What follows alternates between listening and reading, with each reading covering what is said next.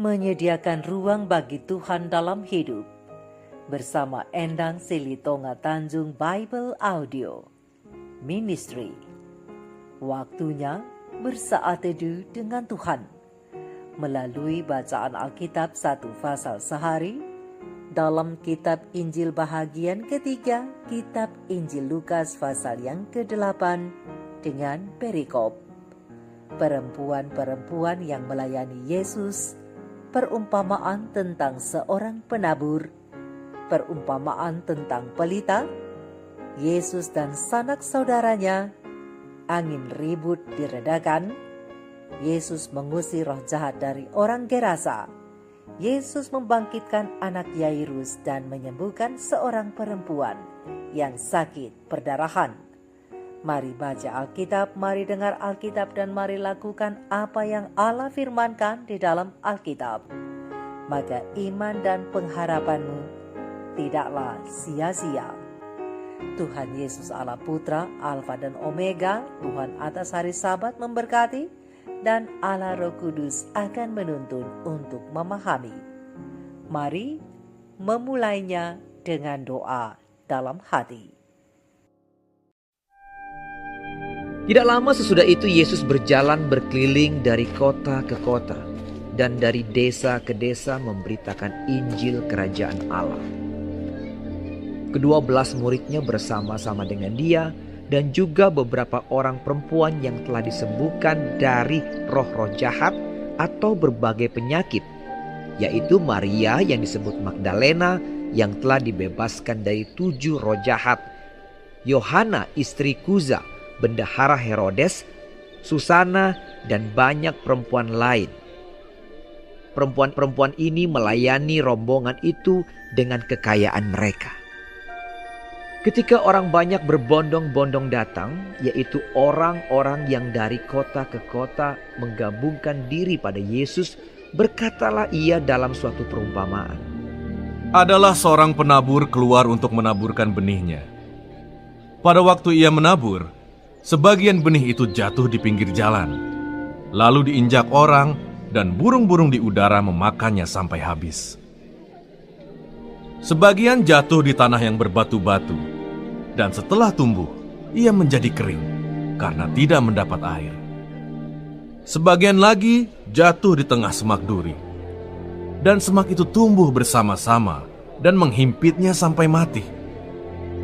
Dan sebagian jatuh di tanah yang baik, dan setelah tumbuh berbuah 100 kali lipat.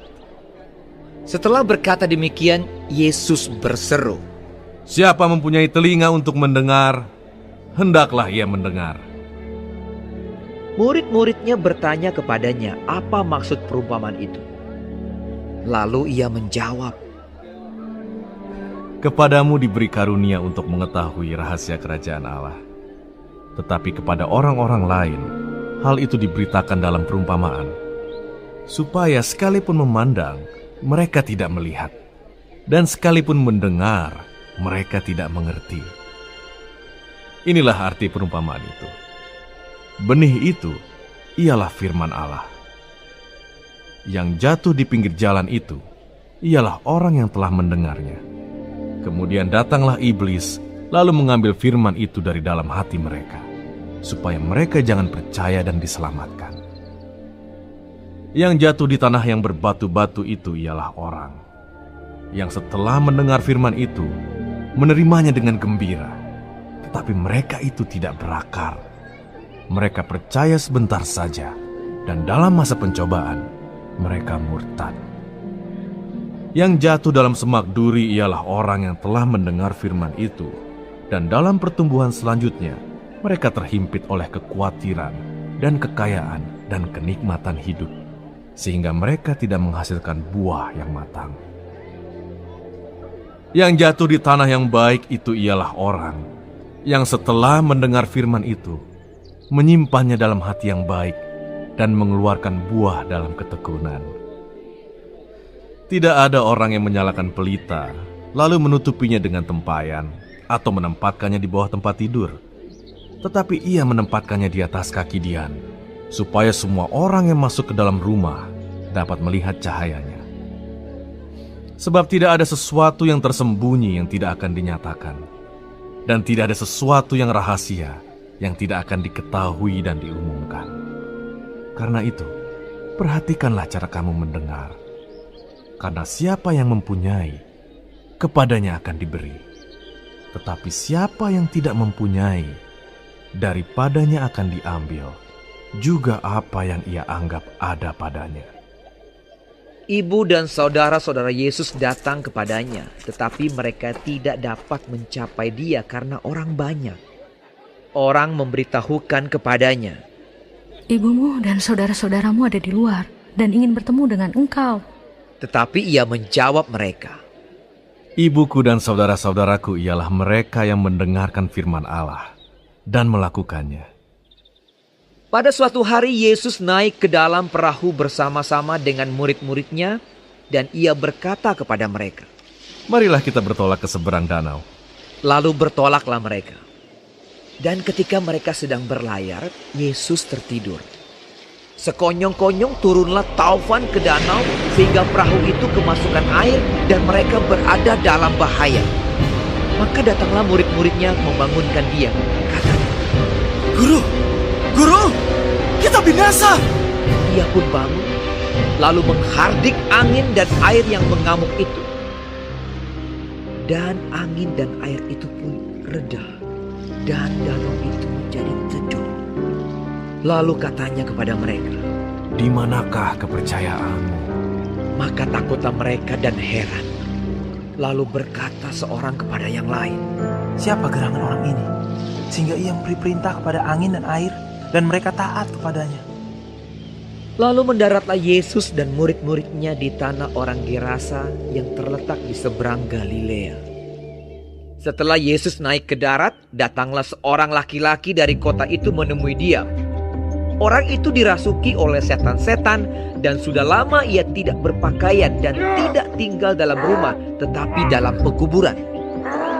Ketika ia melihat Yesus, ia berteriak lalu tersungkur di hadapannya dan berkata dengan suara keras, Apa urusanmu dengan aku?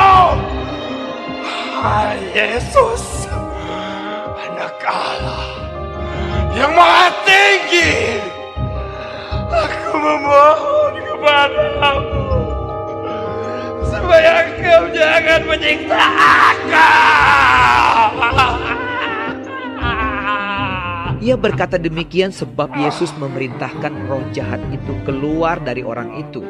Karena sering roh itu menyeret-nyeret dia, maka untuk menjaganya, ia dirantai dan dibelenggu, tetapi ia memutuskan segala pengikat itu dan ia dihalau oleh setan itu ke tempat-tempat yang sunyi.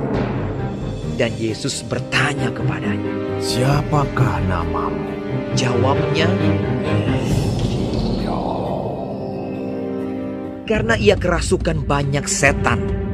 Lalu setan-setan itu memohon kepada Yesus supaya ia jangan memerintahkan mereka masuk ke dalam jurang maut. Adalah di sana sejumlah besar babi sedang mencari makan di lereng gunung.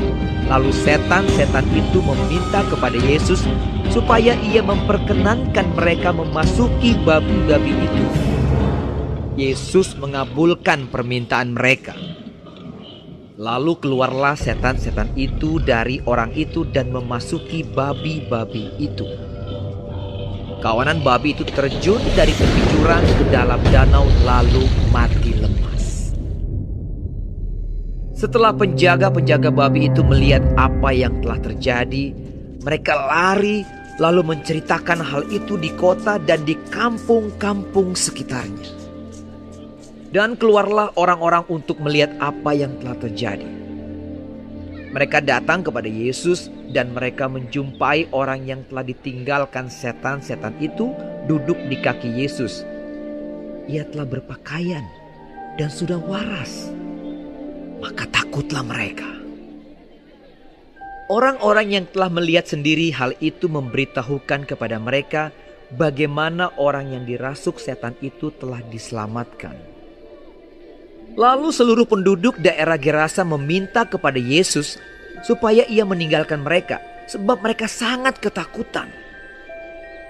Maka naiklah ia ke dalam perahu lalu berlayar kembali. Dan orang yang telah ditinggalkan setan-setan itu meminta supaya ia diperkenankan menyertainya. Tetapi Yesus menyuruh dia pergi, katanya, Pulanglah ke rumahmu, dan ceritakanlah segala sesuatu yang telah diperbuat Allah atasmu. Orang itu pun pergi mengelilingi seluruh kota dan memberitahukan segala apa yang telah diperbuat Yesus atas dirinya. Ketika Yesus kembali, orang banyak menyambut dia sebab mereka semua menanti-nantikan dia. Maka datanglah seorang yang bernama Yairus. Ia adalah kepala rumah ibadat.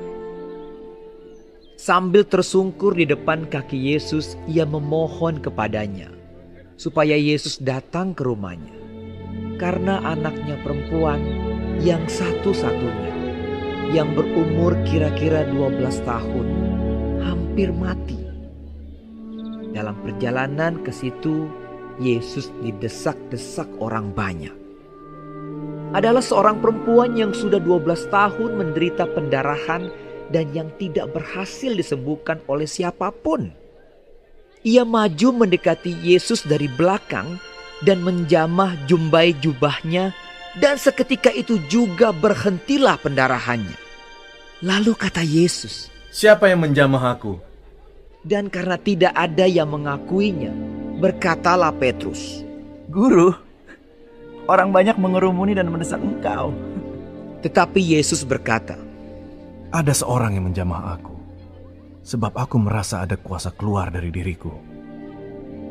ketika perempuan itu melihat bahwa perbuatannya itu ketahuan, ia datang dengan gemetar, tersungkur di depannya dan menceritakan kepada orang banyak apa sebabnya ia menjamah dia dan bahwa ia seketika itu juga menjadi sembuh.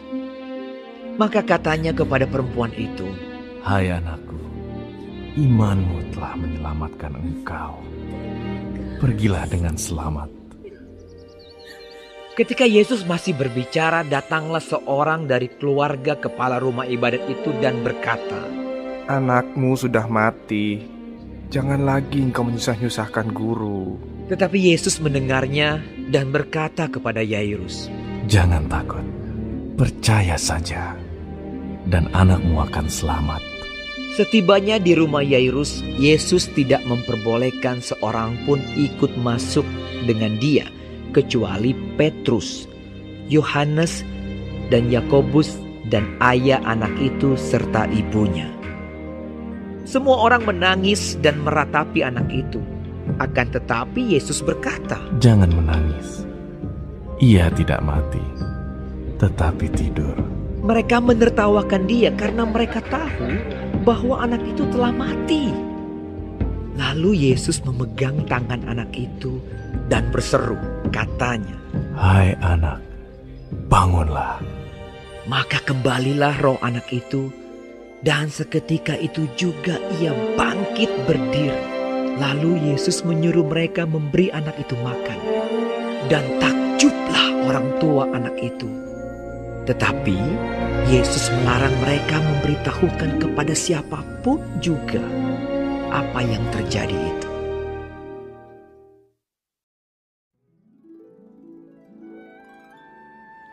Kita telah menyelesaikan bacaan Alkitab satu pasal sehari dalam kitab Injil Lukas pasal yang ke-8.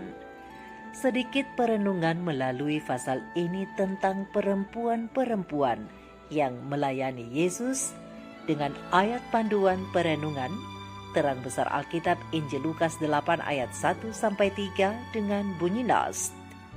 Tidak lama sesudah itu Yesus berjalan berkeliling dari kota ke kota dan dari desa ke desa memberitakan Injil Kerajaan Allah.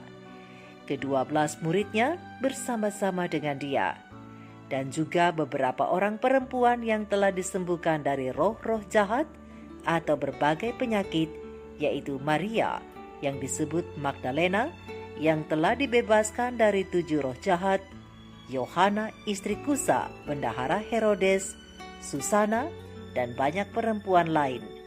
Perempuan-perempuan ini melayani rombongan itu dengan kekayaan mereka. Sahabat-sahabat firman, sahabat-sahabat surgawi yang dikasihi oleh Tuhan di mana saja Anda berada, yang dekat kepada Kristus dan yang mengikuti Dia bukan hanya 12 murid, tetapi lebih. Mereka itu adalah para wanita. Mereka juga mengikuti Yesus dan bersemangat dalam mendukung pelayanan baginya. Wanita-wanita itu adalah Maria Magdalena dan Yohana istri Kusa bendahara Herodes dan banyak lagi perempuan-perempuan yang lain. Mereka mendukung pelayanan Yesus dengan kekayaan mereka. Kekayaan yang dimaksud bukan hanya menunjuk kepada harta atau materi saja, tetapi lebih daripada itu, yaitu segala potensi yang mereka miliki, total digunakan untuk melayani Tuhan. Mengenai alasan mengapa mereka mau ikut dan mendukung pelayanan Yesus, itu semua karena wanita-wanita ini begitu dipenuhi oleh rasa syukur yang amat sangat atas apa yang mereka alami melalui kuasa jamahan ajaib dari Yesus. Ada yang dilepaskan dari ikatan roh-roh jahat, ada yang karena masalah perdarahan kronis maupun demam keras, bahkan seorang gadis kecil yang dibangkitkan dari kematian. Kisah-kisah wanita ini memberikan kesaksian yang luar biasa tentang kuasa penyembuhan yang Yesus adakan bagi mereka, baik yang sudah menikah, lajang, kaya, miskin, sehat secara mental atau pernah terluka oleh trauma. Untuk alasan itulah mengapa mereka memberikan tempat khusus dalam pelayanan bagi Kristus dan rombongan yang mengikuti Dia. Seluruh hidup perempuan-perempuan ini dipakai untuk melayani Tuhan. Bentuk pelayanan mereka bervariasi. Ada yang menjamu Tuhan Yesus bersama rombongan yang mengikuti Dia di rumah mereka. Ada juga yang menyumbangkan harta kekayaan mereka untuk mendukung pelayanan Kristus dan murid-muridnya. Dan Yesus menerima pelayanan para wanita-wanita itu dengan sukacita. Sahabat-sahabat firman, sahabat-sahabatku dalam pelayanan, Yesus tidak pernah membedakan antara laki-laki dan perempuan dalam hal melayani Dia. Keduanya dapat terlibat dalam misi penyelamatan jiwa-jiwa. Dan dengan dilibatkannya para wanita, Yesus ingin mengajarkan paling sedikit 2 hal penting bagi kita sekalian.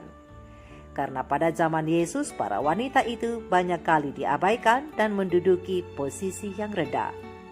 Tetapi Tuhan Yesus membawa perubahan dan Ia ingin mengangkat para wanita itu ke posisi yang lebih tinggi. Yang pertama, Yesus ingin kita mengerti sepenuhnya bahwa setiap wanita Kristen juga memiliki kesempatan untuk berkarya dalam melayani Dia dan pekerjaannya. Tentu saja melayani dengan apa yang mereka miliki, baik itu talenta atau mungkin melalui harta yang Tuhan berikan kepada mereka sebagai berkat. Yang kedua, setiap wanita Kristen yang telah mengalami sentuhan kasih Yesus yang menyelamatkan pasti akan berubah hidupnya. Mereka atau bahkan kita akan siap membagikan kasih ajaib yang nyata yang telah kita terima dari Yesus untuk dibagikan kepada dunia dalam bentuk pelayanan dan saling melayani. Oleh sebab itu, pena ilham ilahi roh nubuat memberikan nasihat yang indah baik kepada para pria, teristimewa kepada para wanita yang mendengarkan pekabaran ini untuk diperhatikan. Ketika pekerjaan besar dan menentukan harus dilakukan, Tuhan memilih bukan hanya pria tapi wanita juga untuk melakukan pekerjaan ini. Tetapi itu tidak akan tercapai jika bakat atau talenta keduanya tidak dipadukan. Kita dapat melakukan pekerjaan yang mulia bagi Tuhan jika kita mau. Para wanita mungkin tidak tahu apa kekuatan yang Tuhan karuniakan kepada mereka. Ada tujuan yang lebih tinggi bagi wanita, yaitu takdir yang lebih agung. Oleh karena itu, mereka harus mengembangkan dan memupuk kekuatan itu, supaya Tuhan dapat menggunakannya dalam pekerjaan besar, yaitu menyelamatkan jiwa-jiwa dari kehancuran abadi. Evangelism halaman 469, dan Testimonies volume 4 halaman 462 dan Evangelism halaman 465. Sebab tidak pernah ada waktu lebih banyak dibutuhkan daripada saat sekarang ini, maka dari itu saudara dan saudari, umat-umat Tuhan seluruhnya harus mendisiplin diri mereka sendiri untuk terlibat dalam pekerjaan ini, yaitu untuk menyebarkan kebenaran. Review and Herald 1 April tahun 1880. Semua yang bekerja untuk Tuhan harus memilih atribut Marta dan Maria yang dipadukan, yaitu kesediaan untuk melayani dan cinta yang tulus akan kebenaran. Diri sendiri dan keegoisan harus disingkirkan. Tuhan memanggil pekerja wanita yang sungguh-sungguh, pekerja yang bijaksana, berhati hangat, lembut dan setia pada prinsip. Tuhan menyerukan wanita gigih yang akan mengambil pikiran mereka dari diri sendiri dan akan memusatkan mereka pada Kristus, mengucapkan kata-kata kebenaran, yaitu berdoa dengan orang-orang yang kepadanya mereka dapat memperoleh akses bekerja untuk pertobatan jiwa-jiwa.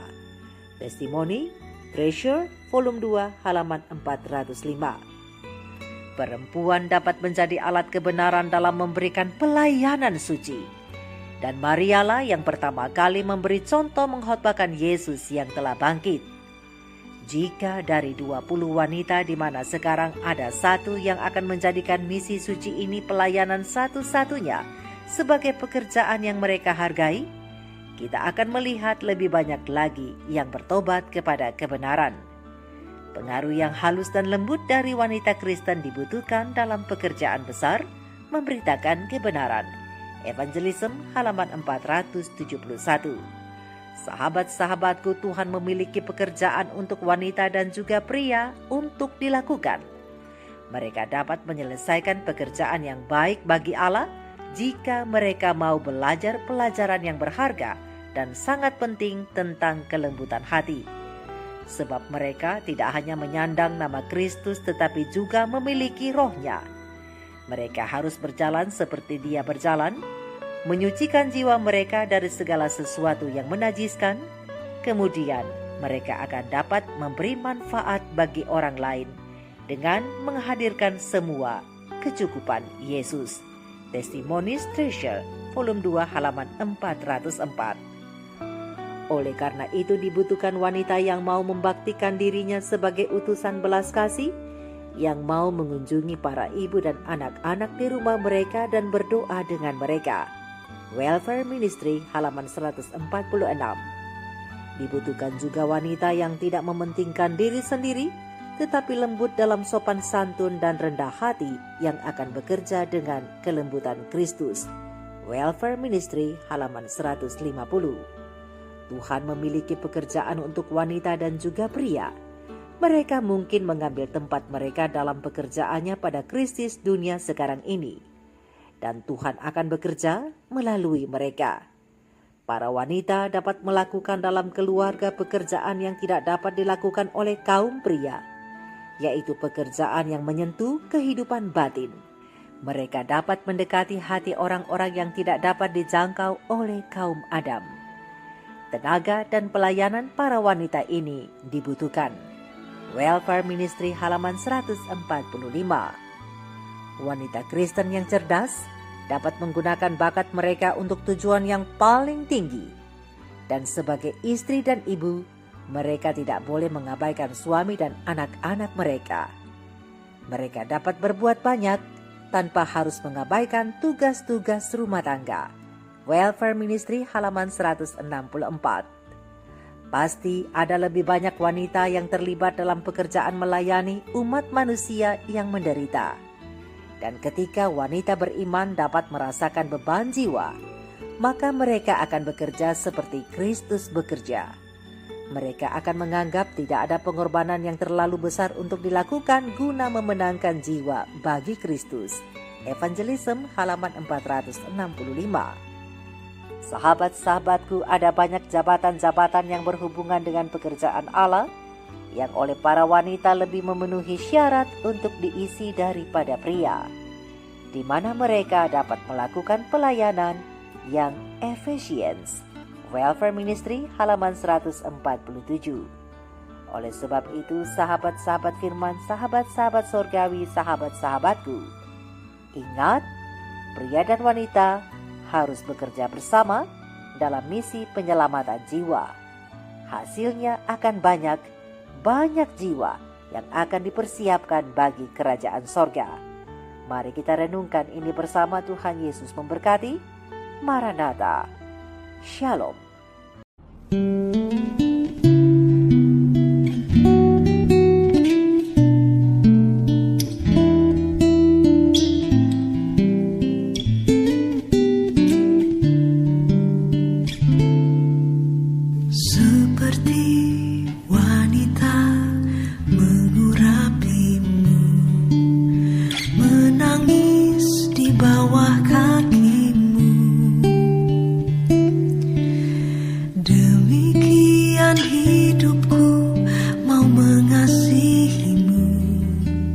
Yesus, Engkau baik bagiku.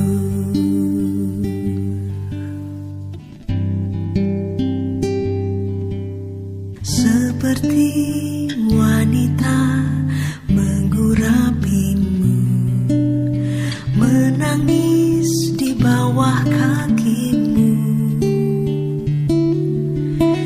demikian hidupku mau mengasihi. Yesus, Engkau baik bagiku.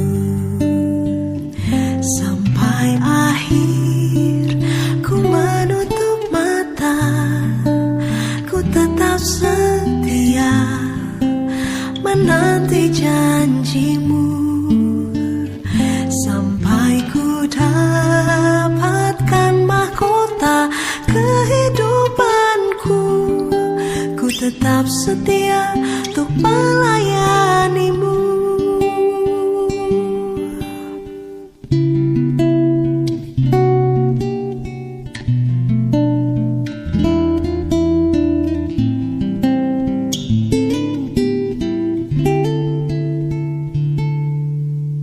Seperti wanita menggurapimu, menangis di bawah kakimu,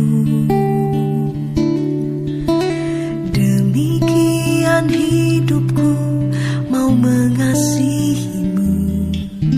Yesus, Engkau baik bagiku. Sampai akhir ku menutup mata, ku tetap setia menanti janjimu. Sampai ku dapatkan mahkota kehidupanku, ku tetap setia untuk melayanimu. Sampai akhir ku menutup mata, ku tetap setia menanti janjimu.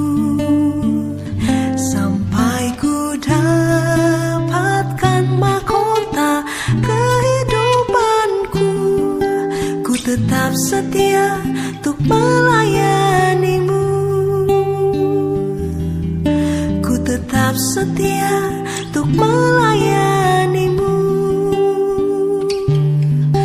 Ku tetap setia untuk melayanimu.